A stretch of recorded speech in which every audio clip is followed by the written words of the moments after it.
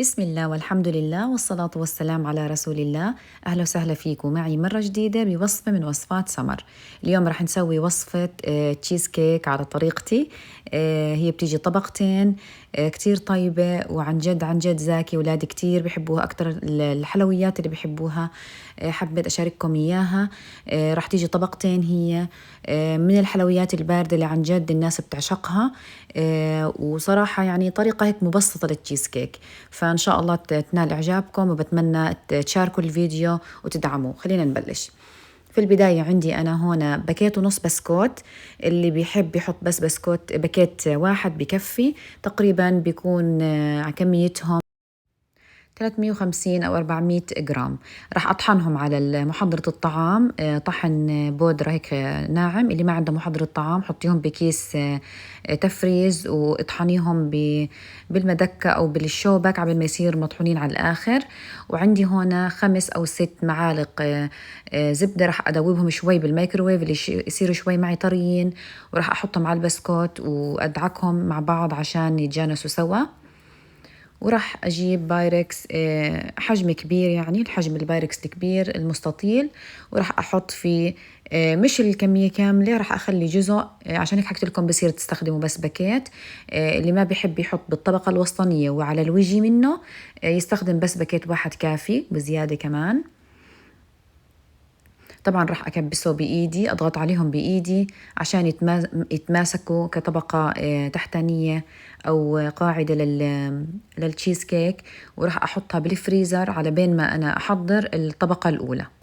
الطبقتين متشابهات بس فيهم اختلاف بسيط. راح أحط 8 أونصة جبنة فيلادلفيا أو اللي هي الكريمية، وراح أحط عليهم مغلفين من الكريمة الباودر، نص كوب سكر، وعلبة قشطة، وراح أخلطهم مع بعض كويس بالخلاط اليدوي، وعبين ما يتجانسوا منيح وتدوب عندي الجبنة منيح. طبعا بإمكانكم تستخدموا جبنة المثلثات اللي بتكون هيك قوالب، بإمكانكم تستخدموا تقريبا 8 منهم، 8 أو 9 مثلثات. وهون عندي أنا كاكاو، راح أحط للنكهة، راح أحط تقريبا كوب كاكاو. أنا حطيته بالتدريجي لأنه أنواع الكاكاو بتختلف من حد من يعني من نوع لنوع، فيعني بتحطي وبتشوفي اللون اللي بيناسبك، يعني لما يصير اللون يعني حلو ويبين فيه شوكولاتة، يعني طعم الشوكولاتة. حطيت كمان معلقة كبيرة نشا. النشا اختياري، إذا ما بدك تحطيها بصير ما تحطيها. راح نخلطهم سوا، وما بعرفش إذا حكيت نص كوب حليب. راح نخلطهم سوا منيح عبين ما طبعا راح نسوي الجوانب بسباتشلا، وراح نسويهم نخلطهم كويس عبين ما يصير عندي قوام جامد زي ما انتم شايفين بهالطريقة هاي. زي ما حكيت لكم الجبنة الفيلادلفيا إذا مش موجودة بإمكانكم تستخدموا أي نوع جبنة دهن. وزي ما شفتوا هون أنا ضفت كمان كاكاو لأني شفت اللون لسه فاتح، فتقريبا طلعت عندي الكمية كوب من الكاكاو. وزي ما حكيت لكم برجع لنوع الكاكاو اللي عندك، الكاكاو الخام، يعني في منه بيجي نوعيته كتير غامقة، وفي منه بيكون فاتح. شايفين عندي كيف القوام صار جامد. ضروري انك تمزجي او تخلطي الكريم تشيز اول مع الكريمه والشغلات هاي قبل ما تحطي الحليب. هون انا عندي معلقه كبيره جيلاتين بتشتريها من العطار، بيجي باودره هيك باودر. بخلطه مع شويه مي، بخليه على جنب وبيجمد على طول. المي طبعا دافيه، شايفين جمد عندي، وبديره على الخليط وبخلط. زي ما حكيت لكم المي دافية أو سخنة نوعا ما، يعني راح أحطهم على جنب أخلطهم، و5 دقائق بيجمدوا عندي، وراح أضيفهم على الخليط وأخلط المكونات سوا. هيك الطبقة الأولى عندي خلصت، عبارة عن طبقتين، راح تكون طبقة شوكولاتة وطبقة قهوة. راح أمد طبعا هني شلتها من الفريزر زي ما انتم شايفين، جمدت عندي الطبقة التحتانية. راح أضيف عليها الطبقة اللي سويتها اللي هي طبقة الشوكولاتة، وأمدها بسباتشلا عشان تصير مستوية من كل الجهات بهالشكل. وراح أحطها بالثلاجة على بين ما أجهز الطبقة الثانية، طبعا بعد ما أرشها بشوية البسكوت الكرامز اللي عملته بالأول. أنا حاولت أعملها بالمعلقة عشان البسكوت يمتص هيك الجزء العلوي من الطبقة الأولانية. هلا راح أعد أحضر للطبقة الثانية اللي هي عبارة عن نفس الطريقة اللي عملناها بالضبط، بس بدي أضيف قهوة اللي هي النسكافيه أو سريع النسكافيه اللي هي سريعة الذوبان. راح أضيف لي معلقتين 3 عشان تعطيني نكهة القهوة كتير بتطلع طيبة. حطيت هون بالجاط نفس المواد، راح نحط 8 أونصة اللي هي الكريم تشيز أو الجبنة الدهن أو مثلثات. راح أحط علبة قشطة عليهم، وبفضل زي ما حكيت لكم هون في عندنا كمان باكيتين او مظروفين من الكريمه البودره ومعلقه نشا. وراح نحط عليهم 3 معالق نسكافيه، انا زدتهم بالاخير عودت. وراح احط نص كوب سكر. راح اخلط منيح زي ما حكيت لكم عبين ما كل المواد تجانس والكريمه او عفوا الجبنه تذوب معاي وما يصير ما يكون فيها تكتلات. إذا شفت القهوة لسه بدها كمان حطي لها كمان. أنا يعني مجموع المعالق اللي حطيتها هي 3 معالق كبار. طبعا أنا هون استعجلت وخلطت.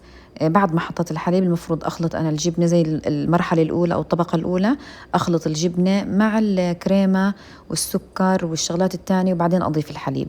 ونفس الشي جبت معلقة كبيرة جيلاتين ودوبتها بمي دافية وخليتها تجمد وبعدين نزلتها على الخليط وخلطته.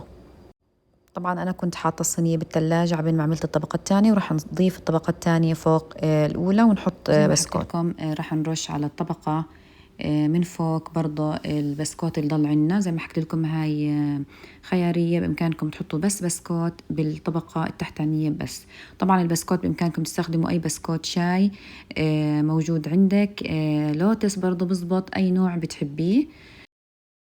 طبعا يفضل وضعها بالثلاجة لمدة أقل شيء 4-5 ساعات أو 3 ساعات بالأقل، يعني أقل شيء. أنا بحب أسويها قبل بيوم وتاني يوم أقدمها. هون عنا يعني راح أفرجيكم شكلها بأول يوم بعد ساعة من وضعها بالثلاجة، وراح أفرجيكم تاني يوم. وصفة رهيبة وكتير طيبة وعن جد رح تعجبكم والكل يحبها. هذا هو شكلها النهائي، شكلها حلو وطعمها كتير طيب، ويعني من الحلويات الرمضانية وغير الرمضانية بتعمليها بأي يوم بدك إياه أو بعزايم. تحضيرها سهل، ما بدها وقت كتير، بتحضريها قبل بيوم بتحطيها بالثلاجة وبتكون جاهزة معك تاني يوم. أنا هون قطعتها بعد ساعة من تحضيرها.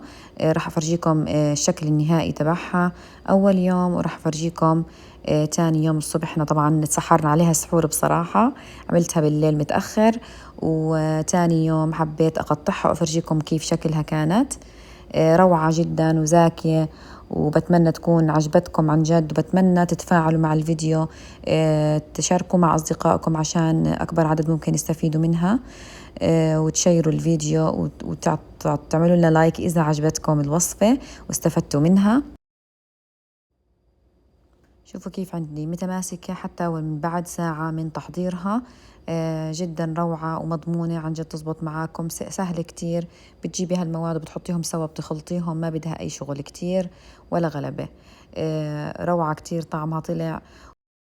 بإمكانكم طبعا تعملوا بس طبقة واحدة شوكولاتة أو نسكافيه لحالها. هذا إشي بيرجع لكم، بس أنا فضلت إني أسوي الطبقتين، بعملها هيك دايما وعن جد بتطلع كتير روعة وطعمها زاكي. وهذا هو شكلها بتاني يوم. حبيت أفرجيكم إياه، أفرجيكم كيف متماسكة ومترنخ البسكوت وطعمه كتير كتير طيب كان. عن جد يعني سبحان الله، من الوصفات اللي مرغوبة والكل بيحبها. وبنهاية الفيديو بتمنى تكون الوصفة عجبتكم وإن شاء الله تستفيدوا منها. لا تنسوا دعم الفيديو، وصحتين وألف عافية، وأهلا وسهلا فيكم مرة جديدة بوصفات سمر.